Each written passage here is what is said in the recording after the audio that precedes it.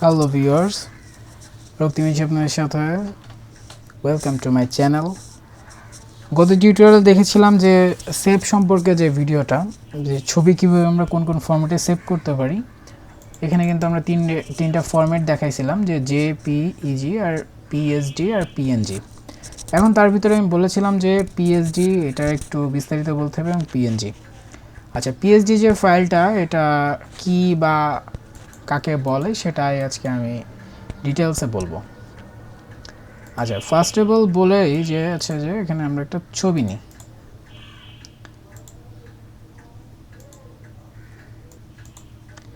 Suppose আমরা এই ছবিটা নিলাম। এখানে আমি ছবিতে অনেক কিছু কাজ করলাম, অনেক ধরনের এডিটিং যা যা করা লাগে আমি করেছি। করার পরে বিভিন্ন ফাইল জমা হয়েছে। এখন জাস্ট এখানে কিন্তু দেখুন লেয়ার হচ্ছে কিন্তু তিনটা, ব্যাকগ্রাউন্ডের লেয়ার একটা। এখন আমি ভাবতেছি যে কারেন্ট চলে যেতে পারে, এতক্ষণ ধরে এত কষ্ট করে আমি করলাম, বা আরও ছবি মাধুর্য বাড়াবো, এখন হয়তো আমি ব্যস্ত, এখন আমি এটা আর সম্পূর্ণ করতে পারতেছি না, অথবা আমার ল্যাপটপের চার্জ কম, যে কোনো কিছুই হতে পারে। সেই সেফটির কারণে এটা ঠিক আপনি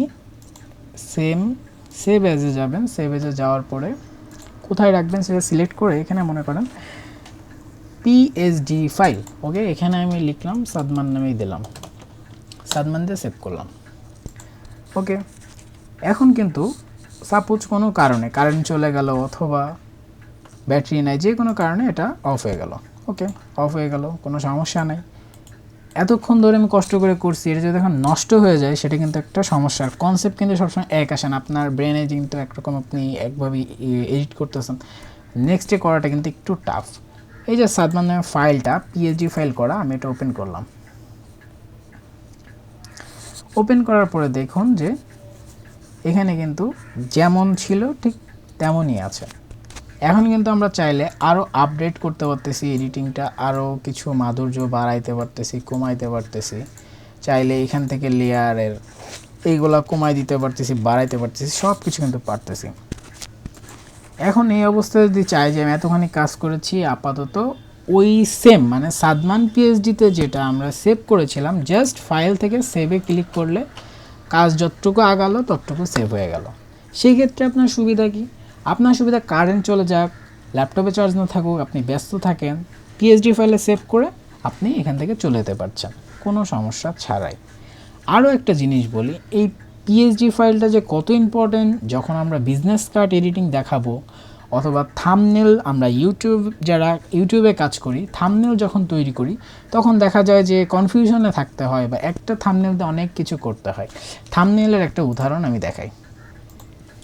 এখানে একটা থাম্বনেল আমি তৈরি করেছি, remove logo in your photo part 9। এটা কিন্তু আমার পিএসডি ফাইলে সেভ করা আছে। এতগুলা কাজ আমি তো আর ডেলি করব না, আর সেম পোস্টার কিন্তু আমি ডেলি সেমভাবে বানাইতে পারবো না, সো সময় নষ্ট হবে, অনেক কিছু হবে। এটা পিএসডি ফাইলে সেভ করা আছে।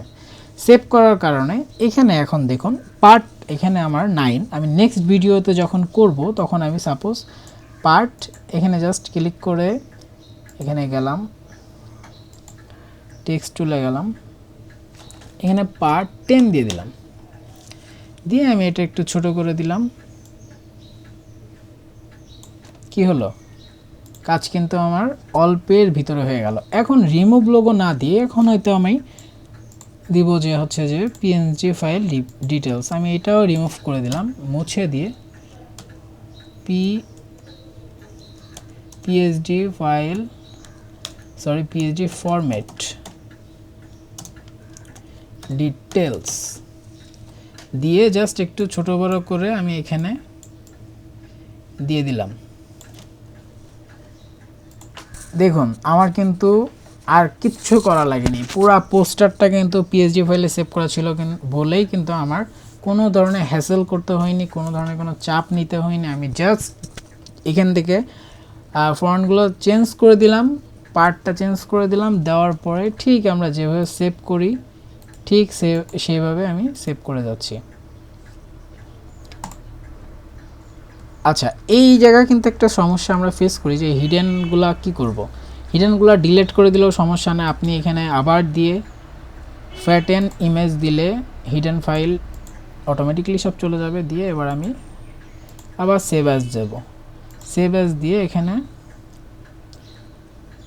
জেপিজের ফাইল আমি ডেস্কটপে দিতে যাচ্ছি, এখানে আমি সেভ করে দিলাম। দেখুন এটা কিন্তু আমার সেভ হয়ে গেল। ওকে, অ্যাজ ইউজুয়াল সেভ হয়ে গেল। আমার কিন্তু কোনো ধরনের পোস্টার তৈরি করা লাগলো না, আমি জাস্ট একবার কষ্ট করে তৈরি করে রেখেছি, সেটা আমি বারবার বিভিন্নভাবে চেঞ্জ করে, কালার চেঞ্জ করে বা লেখা চেঞ্জ করে, ফন্ট চেঞ্জ করে, যেভাবে বলেন আমি কিন্তু এটা খুব সহজে করতে পারতেছি। পিএসডি ফাইল কিন্তু খুবই গুরুত্বপূর্ণ। আপনি একটা বিজনেস কার্ড তৈরি করেছেন হয়তো অনেক কষ্ট করে, বা একটা পোস্টার তৈরি করেছেন অনেক কষ্ট করে, সেটা যদি কোনোভাবে ডিলেট হয়ে যায় সেটা কিন্তু অনেক কষ্টদায়ক। আমার কিন্তু এখন যদি আবার এটা অন করি, এখন হচ্ছে যে আমি কিন্তু এটা অনেকগুলা লেয়ার, অনেকগুলা কিন্তু কাজ, একটা পোস্টার বানাতে কিন্তু অনেক টাইম লাগে, একটা সুন্দর করে পোস্টার তৈরি করতে অনেক সময় লাগে। এখন হচ্ছে যে আমার সাপোজ কনফিউশন আছে, আমার এটা ডাইরেক্ট আমি কখনো সেভ করব না, একটা পিএসডি ফাইল আমরা সবসময় এক্সট্রা সেভ করে রাখবো। থাম্বনেলে সাপোজ আমার এখানে কোনো কিছু ভুল যেতেই পারে, এখন আমার এখানে লিখায় ভুল যেতে পারে, পার্ট হয়তো আমি 9 রেখে দিছি, যে কোনো একটা ভুল কিন্তু আপনার হতে পারে, সেটার জন্য কোনো ধরনের সমস্যা নেই। পিএসডি ফাইলে আপনার নতুন করে আবার পিএসডি ফাইলটা অন করবেন, জাস্ট চেঞ্জ করে সেভ করে দিলেই কিন্তু আপনার কাজ শেষ। পিএসডি ফাইলে বেশি একটা এমবিও খায় না, মানে বেশি জায়গা খায় না, যেমন পিএসডি ফাইলটা এটা মাত্র 14 এমবি। আমরা প্রপার্টিসে যে দেখি এখানে অনলি 14 এমবি। সো আমাদের একটু 14 এমবির জন্য তো আমাদের পুরো ছবিটা, এখন আমি এটা পুরো সেভ করে ফেললাম, সেভ করার পরে দেখলাম যে আমার এটা ভুল গেছে, ভুল গেলে কিন্তু আবার প্রথম থেকে আমার সব করা লাগবে।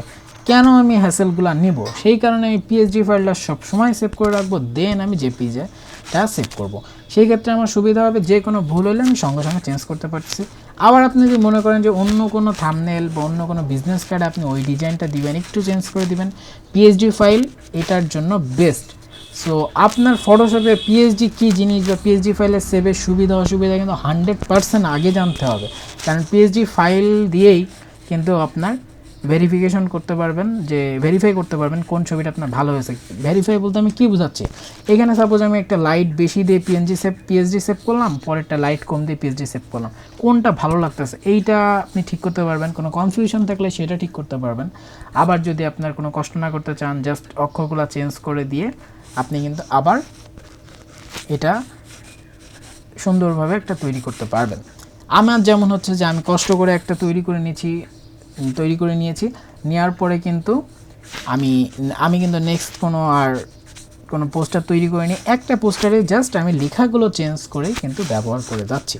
তো পিএসডি ফাইল অনেক বেশি গুরুত্বপূর্ণ, প্রত্যেকটা ফটোশপে আপনার এটা জানতেই হবে, কারণ আপনি যেই ছবি এডিট করেন না কেন অবশ্যই পিএসডি ফাইল একবার সেভ করে রাখবেন।